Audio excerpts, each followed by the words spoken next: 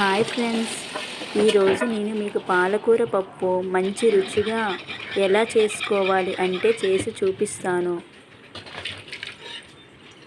ముందుగా ప్రెషర్ కుక్కర్ని తీసుకొని 1 గ్లాస్ కందిపప్పును వేసుకొని తగినన్ని నీళ్ళని పోసి శుభ్రంగా కడగండి. కట్ చేసి పెట్టుకున్న ఉల్లిపాయ ముక్కలు, పచ్చిమిర్చి, 3 పెద్ద సైజు టమాటీ ముక్కల్ని వేసుకోండి. 2 స్పూన్స్ కారం వేసుకోండి.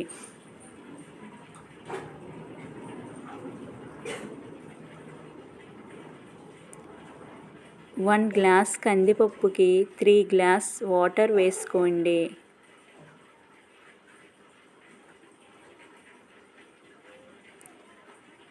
కుక్కర్ మూతను పెట్టి 3 విజిల్స్ వచ్చినంత వరకు ఉడకనివ్వండి.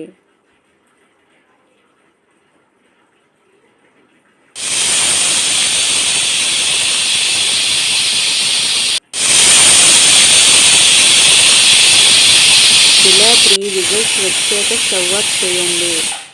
స్టవ్ మీద పాన్ పెట్టుకొని ఆయిల్ వేసుకొని పోపు దినుసులు, ఆవాలు, జీలకర్ర, 10 వెల్లుల్లి రెబ్బలు కచ్చాపచ్చాగా దంచి వేసుకోవాలి.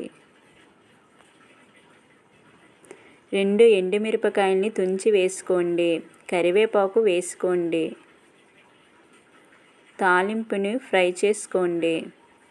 ఇలా తాలింపు ఫ్రై అయ్యాక మనం కట్ చేసి పెట్టుకున్న పాలకూరని వేసుకోండి.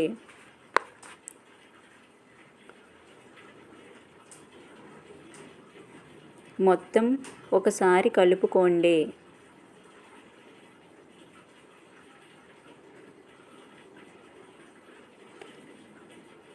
వన్ స్పూన్ సాల్టు, 1 స్పూన్ కారం వేసుకోండి.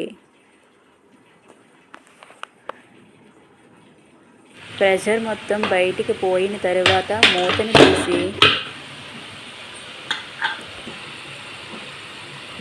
2 స్పూన్స్ సాల్ట్ వేసుకోండి. గరిటెతో మెదుపుకోండి.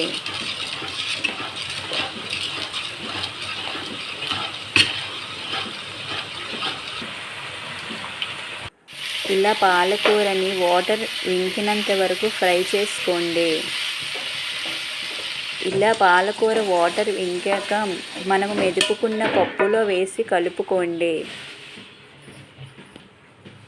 మొత్తం కలిసేలా ఒకసారి కలుపుకోండి.